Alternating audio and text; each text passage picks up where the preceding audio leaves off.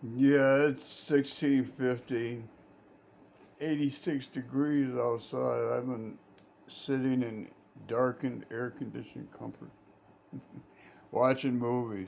I just started watching it, Mission Impossible Ghost Protocol. I caught a couple movies. I shared one of them over to my ex. They were pretty good. Yeah, I'm just pretty much sitting around watching movies, staying in the cool. No reason to go outside. But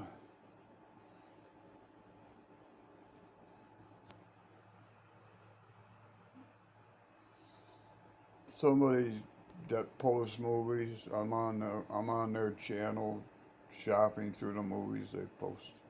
You get some really good stuff. Yeah, I share them. 2024 movies, man. Major movies that people post. I don't know how they do it.